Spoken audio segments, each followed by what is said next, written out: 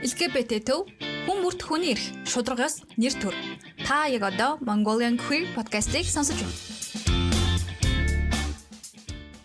За, сайн байцгаана уу сонсогчдоо. Та бүхэнд энэ өдрийн мэнд төргий. Mongolian Queer podcast-ийн шинэ ээлжид дугаар та бүхэндээ хүргэж байна. Энэ дугаараараа бид нар Homo Liber гэдэг номыг онцолж аваад энэ номныхаа талаар унсан сэтгэлээ та бүхэндээ хүргэж байна. Та бүхэн таамт мөгийн байна. Цацрал байна. Тэгэд энэ номны тухай гэвэл энэ номны маань зохиолч нь Зориг, редактороор Нанраах ажилласан байгаа. Тэгээд ер нь бол эсээ цуглуулга маягийн тийм ном 2017 онд хэвлэгдэж гарсан. Тэгээ бит хоёр болохоор бүлэг бүлгээр нь нэг дугаараар нь гарганаа. Тэгээ эхний дугаар дээр нь болохоор эхнийх нь тарих буюу ижил хүүсийн бэлгийн чиг баримжаа гэдгийг ярилцах байгаа. За тэгээ та бүхэн хэрвээ энэ номыг сонирхож байвал LGBT төвдөр хүрэлцэн ирээд авах боломжтой байгаа. Бүгдэнд нь хүрэлцээ те. За тэгээд эхлэе дөө. Царай муутай, цалин багтай, тэнэг дээрэн шивэртэй начиг нөхрийн битсэн зүйлс логик муутай нуршуу байж магадгүй оргууд охинтой дээр хичээр өөрийнхөө болон өөр шигээ хүмүүсийн тухай битсэн зүйлсээ нэгтгэж бүх нийтийг соён гэгэрүүлэхэд хөв нэмрээ оруулахаар шийдсэн байна. За эхний ер нь ингэж эхэлж байгаа.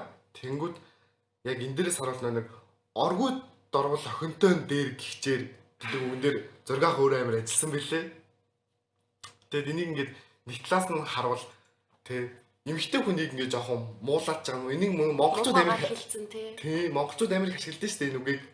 Оргууд дорвол охинтой дээр одоо юу ч байхгүйснээс охинтой байсан хамаагүй дээр гэл тий. Ахаа эмэгтэй нэг хүндлэг юм шиг. Тий яг нэг эмэгтэй хүн эрэгтэй хүн хоёрын ингээд байр суурийг ингээд дээр доор ингээ амар гаргаж өгч байгаа юм шиг. Гэтэ яг энийг өөрөө энэ дээр бичгтээ монгол үг мөн үү биш үү гэсэн асуулт бас өөртөө тавьсан байлээ.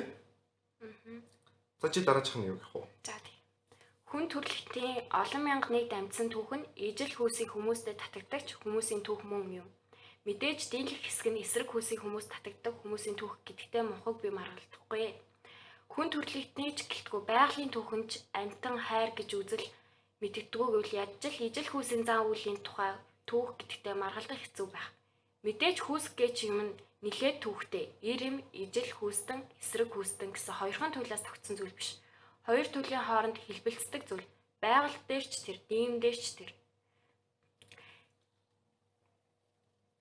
За тэгээд энэ дээр болохоор яг хүн төрөлхтний ингээд түүхийг одоо хүн болгон л авч үзэн штэ.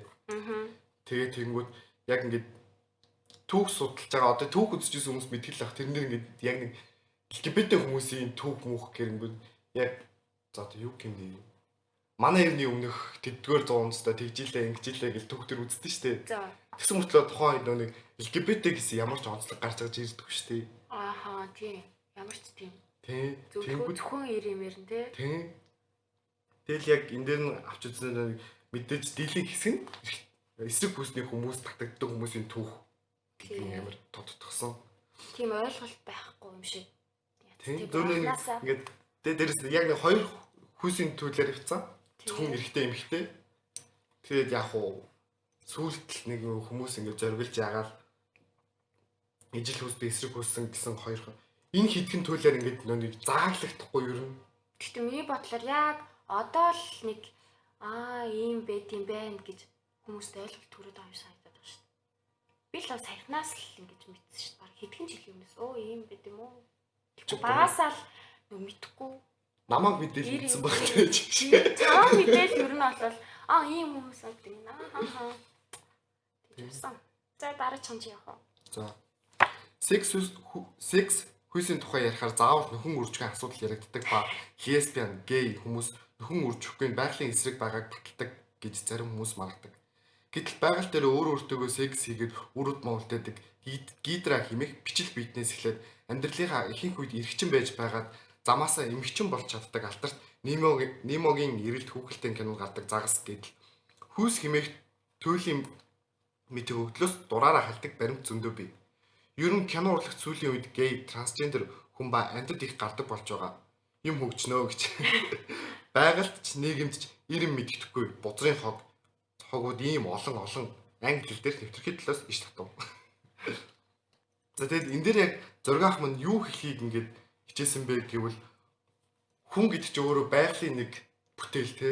Аа. Амьтад ч гэсэн байгалийн нэг бүтээл. Аа. Байгалийн тэр бүтээл донд амьтад ч гэсэн ингээд одоо жишээлбэл тэр өөр өөрөөсөө өөр тогтоодог гидра гэдэг бичил битэн байна гэж байгаа байхгүй юу? Немогийн эрэлт гэдэг.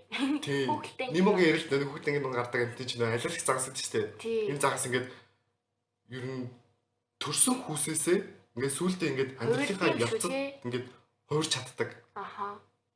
Тэгэхээр ингээд амьтад дээр ч гэсэн юм байна те. Тэгсэн мөртлөө хүмүүс амьтдыг ялгарлан гадуурдаг төлөхгүй юу? Ер нь бол тэгсэн мөртлөө ингээд хүмүүс өөртөө амар ялгарлан гадуурхдаг. Тэгэд яг энэ дээр бол ингээд хүн ч гэсэн байгалийн амьтанд тул ийм хүнд байгаа гэдгийг ингээд ер нь харуулах гэж л энийг амар жишээ татсан Хүн чинь өөрөө амтан гэж өрнө шүү дээ. тийм шүү дээ. Нэг бичний өсөлттэй.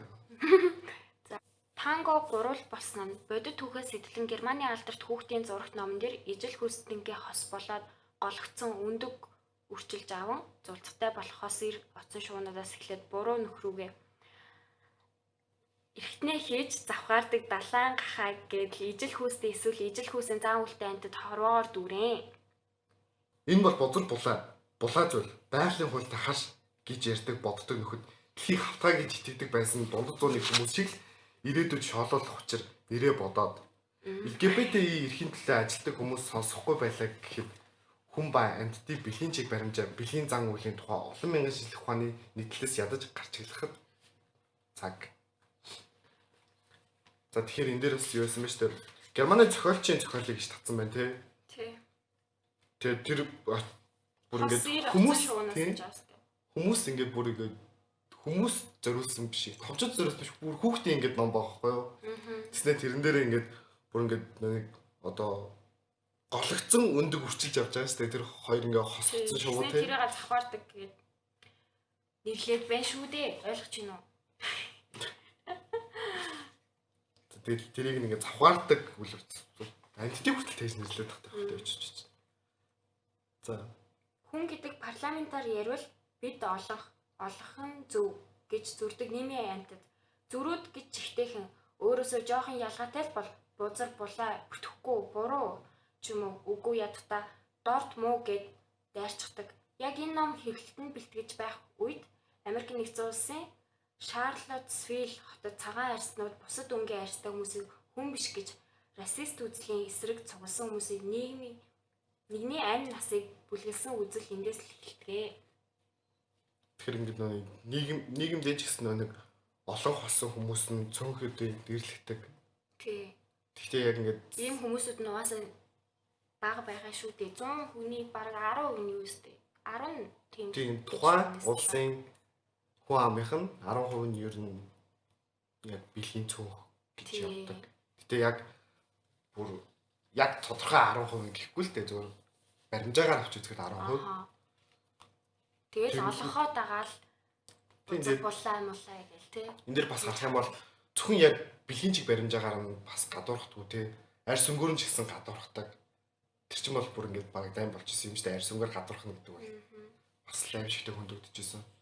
Зарим одоо ч гэсэн баг Америкийн нэг улсад сая хүртэл нэг хар арьстай залуу нэг цагдаагийн гар хүзүүн дээр нь дарж байгаа алхаа хийцэн гэдэг амар хэрэг гараадсан шүү дээ. Одоо хүртэл тодорхой хэмжээний бас ийм зүйл нийгэмд ажиглагддаг хит хөгжингүй оромж гэсэн ажиглагтаа л гэдэг нь. Гэхдээ ингэж ярьдаг мөртлөө манай монголчууд чинь за би шал дэлхийн мэрч. Манай монголчууд чинь хятад үзээ яаж надад яддаг. Зөв цосонд нь байгаа. Тэр яг ингэ цосонд нь нэг яг юу юм дээр. Дээр үед ингэ бид нар дарлуулж ирсэн. Тэр цөсгөөрсөн монголчууд амар цөстэй шүү дээ. Тэнгүүд ингэ өстө нэрээ манай нэг өвөг дэцийг дарамтлж ирсэн гарууд марууд гэдэг дээр нь л амар ингэ. Гэтэ энэ цөөх байгаа хүмүүсүүд нь гол нь ямар ч нэг буруу зүйл хийгээгүй байхад үзээ ядаад байгаа зү. Их хүмүүс. Тэг санаж. Ер нь л тийм. Бид нар бол яг тийм харагдах байдал дотоод сэтгэлээсээ болоод л ингээл ялгарлан гадуурх төртөд өгдөг гэх юм уу. Тийм. Өөртөө нэг олонх нь ингээ хизээч ингээ тэрийг ингээ хүлээж чадахгүй болохоор нэг ийм юм байх ёсгүй гэх юм амар хоригддаг. Тийм. За орчин үед хүртэл муусан оцсон шуунуудын эсрэг гомо оцсон шуунуудад явж жамаараа эмхтэй оцсон шувуу дээр буцчихдаг гэсэн хачирхалтай нийтлэг Японд нийтлсэн байхаар ямар ойлог байх вэ дээ. Түүх нь эрэгчин эмэгтэй хос утсан шувууны амтны хүрээлэнд аж түрэн амьдран суудаг байсан юм баха. Тэгсэн эрэгчнээ эмэгчээ утсан шувуугаар хаяад залуухан эрэгчээ утсан шувуун дээр хослоод заваараа далга болчихсон юм байна. Төрхийг хаягдсан эмэгчээ утсан шувууг өрөвцөн амтан судлаач муусан гомо утсан шувууг хашраа гэж залуухан гомо эрэгчээ утсан шувууг ганцаараа ингэ тусгаарласны дараа түүнтэй нөхцөж байсан банзал эрэгцээ утсан шувуу гологцсон эмэгцээ утсан шувуу дээр буцаж очиж хосоор болсон тухай асар баатарлын мэдээ байсан юм. Оргод орвол охинтой дээр гэдэг үг ийм үед хэрэгэлдэг юм болов уу? Өнөөдөр хөгшөө оцгор явж залуухан эрэгчэнд оцгор сурлах цаг түүн рүү буцаад гүйжил таарна харж л байгаарай. Гэтэ энэ бүр арай л мохоо хүчээр яцсан байгаа сте. Тэгтээ тэрийг амирыг баатарлаар бичсэн гэж байгаа. Тий, баатарлаж. Банзал хэрэгцээ. Тэгтээ явах тийм. Энэ банзал Гэтэ нэг бодлоо оргуугаас ортой тий. Оргуугаас охинтой дээр үү? Охинтой дээр тий. Гэтэ яалчгүй. Гэтэ энэ дээр амирыг зөгцөөд байгаа. Тэгтээ тоглоомчгүй чи хүртэл за ингэ явж яснаа. Үгүй зүгээр жишээ авъя л та. За.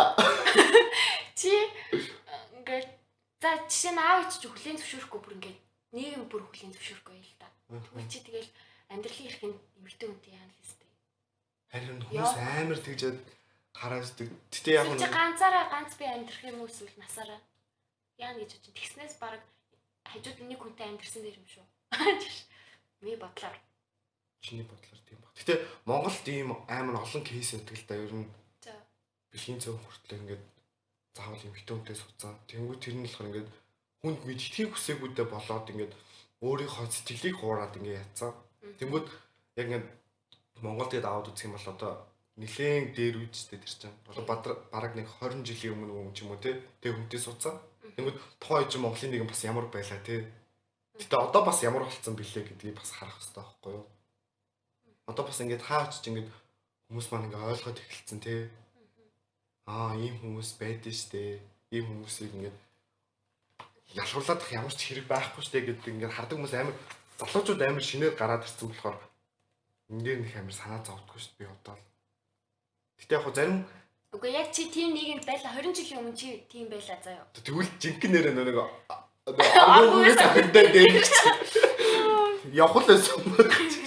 Тэгэл охинтой шүү чи. Йоо. Залуухан оцгоронд яваад гэж.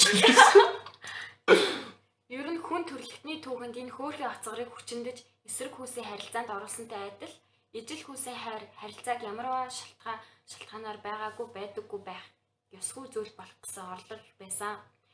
Ялангуяа Христ, Иудей, Исламын шашнуудад энэ талаар сүнс бүлэгт нэлээд авч үзье. Ямар ч тач шинжлэх ухааны мэдээж бүх зүйл нь бэлгийн чиг баримжаа төрөлхийн ба үүнийг өөрчлөх гэж оролдох нь олон улсын хуулиар эрүү шүүлтийн хэмжээнд үзэгддэг болсон зүйл. Цаашлаад энэ жил Монгол маань бэлгийн чиг баримжаа хүүсийн баримжаа ялгуулан гадуурхалтыг эрүүгийн зүйл анги болгосон шинэ эрүүгийн хуультай болсон ч чи өөрөө эр ба эрийг хайрлана уу, чи өөрөө эм ба эмийг хайрлана уу, чи эсрэг хүснээ хайрлана уу хамаагүй. Бүх хайр ижил хэнийг ч хайрлахаас үл шалтгаалan бүх хүн тэгш ямар ч хайрыг гоочлох, гадуурхах ёсгүйг Монголоос хуульчилчихсан гэсэн үг. Энэ хуулийг батлуулахын төлөө LGBT төв гэж нэг төрлийн бас байгууллага мөн ч олон жил ажилласан да. Харин одоо энэ хуулиар ижил хүсийн хайр, эсрэг хүсийн хайраас дорд биш даггүй. Дагштэй. Даггүй. Гэхдээ би яг энэ номыг ингээд гарч ирэх хэрэг 2017 онд хэвлэгдсэн гэдэг чинь магадгүй зургаа 2016 оноос биччихсэн байж магадгүй тий. Тэр чин тухайн үед ингээд эрүүгийн хуульд ингээд яг ялгуурлан гадуурхалтыг зогсоох ингээд ялгуурлан гадуурхахыг хориглоно гэсэн зүйлэн оруулсан гэдэг чинь мэдгүй би энэ хуулийг бол миний санахыг би бараг 18 19 онд сонсч байсан. Яг LGBT төвд анх ирээд яг ийм заалт зүйлд орж исэн гэж сонсч байсан. Энэ ч нэг юу ч нэг альва хүнийг нас, хүйс, одоо шашин юу байдیں۔ Тэр гэж явснаа. Тэр бэлгийн чиг баримжаа, хүүсийн баримжаагаар нь ялгуурлан гадуурхыг хориглоно гэсэн нэг эрүүгийн хууль заасан байгаа шүү дээ. 14-1, 14-2 гэдэг баг. 14-1-т нь юм байна. бүлэг ингээд дуусж байгаа. Тэгээд цаашаа бид нэр дахиад 15 бүлэг байна.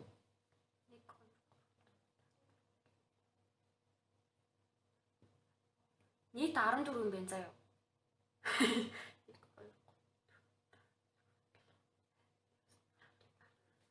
Байхгүй.